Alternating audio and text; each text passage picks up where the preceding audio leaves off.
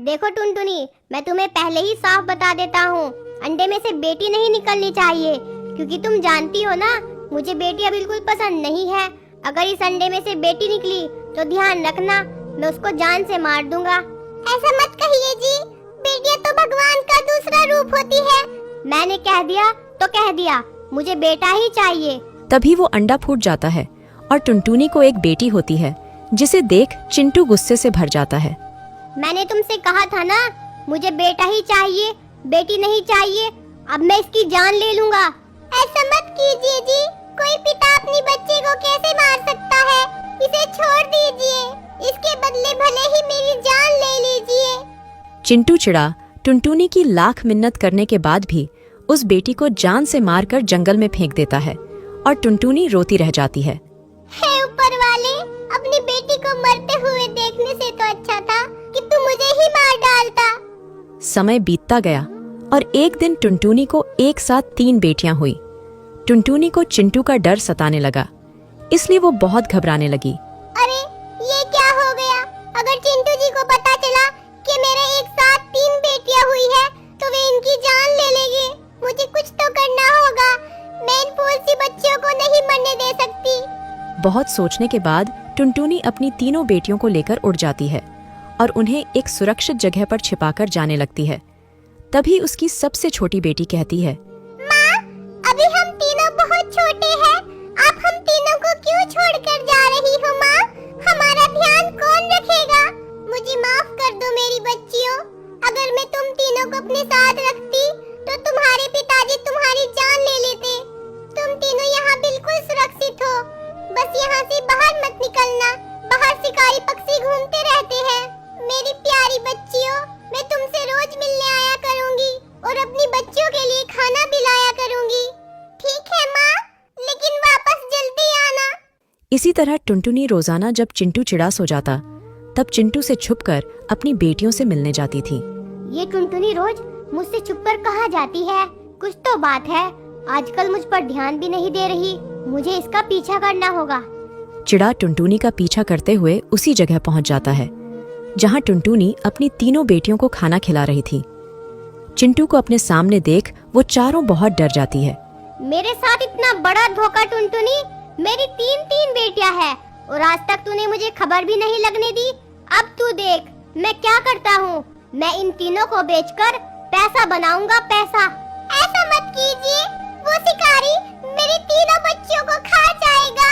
भगवान के लिए हमें बख्श दीजिए, मेरी बच्चियों को छोड़ दीजिए। तूने इन्हें धोखे से पाला है ना, अब तो तुझे सबक सिखाना ही पड़ेगा। तभी चिंटू चिड़ा टुनटुनी को बुरी तरह से मारने लगता है। पिताजी, माँ को छोड़ दीजिए, इन्हें मत मारिए पिताजी, मत मारिए इन्हें। चिंटू चिड़ा टुनटुनी को बुरी तरह से घायल कर देता है और टुनटुनी को वहीं छोड़कर तीनों बेटियों को लेकर उड़ जाता है और उन्हें शिकारी के पास ले जाता है। अरे वाह, इतने प्यारे चिड़िया के बच्चे, ये तो बहुत ही कोमल और खूबसूरत है। अरे इन्हें तो मैं बड़े सौदागर को बेचूंगा, इनसे मुझे खूब पैसा मिलेगा।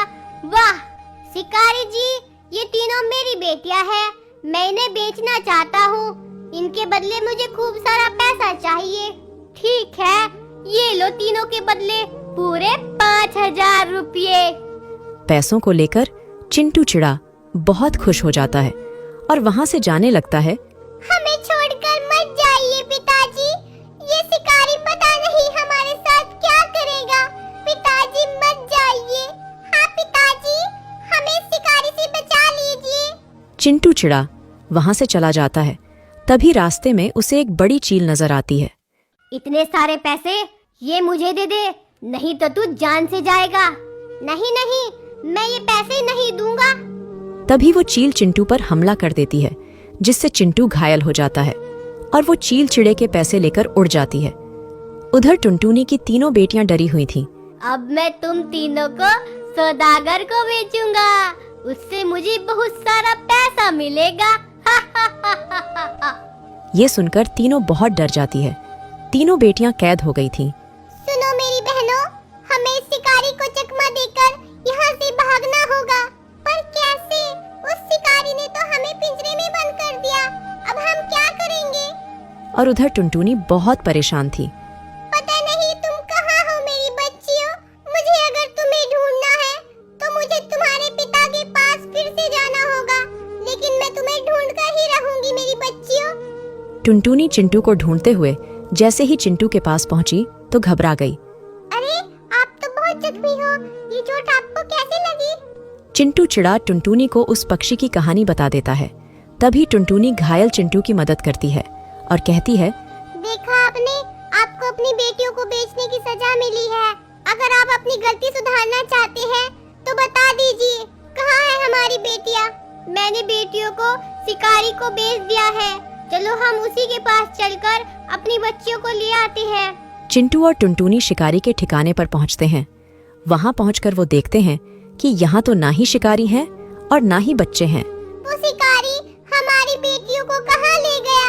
कहीं उसने हमारी बेटियों को खा तो नहीं लिया?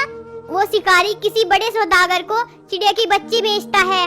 वो जरूर हमारी बेटियों को उस सौदागर के पास ले गया होगा, पर वो सौदागर कहाँ रहता है ये मैं नहीं जानता। अरे ये तो बहुत मुश्किल हो गई। अब हम कैसे ढूंढेंगे अपनी बच्चियों को? हे भगवान, कोई तो रास्ता दिखाइए। उधर शिकारी उन तीनों को सौदागर शिकारी के ठिकाने पर ले जाता है।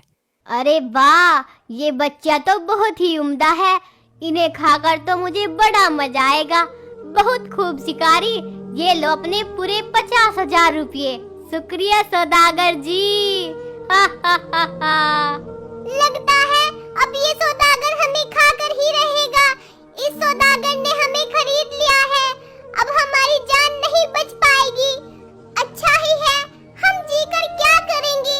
वैसे भी हमारे खुद के पिताजी ने हमें यहाँ बेच दिया। पता नहीं हमारी माँ भी किस हाल में होगी, जिंदा होगी कि नहीं। अब हम जीकर भी क्या करेंगे? सही कहा, माँ होती तो हमें जरूर बचाती। वैसे भी माँ के बिना जीवन नहीं होता। क्या पता माँ जिंदा हो। चलो हम यहाँ से भागकर अपनी माँ को बचा लेते हैं।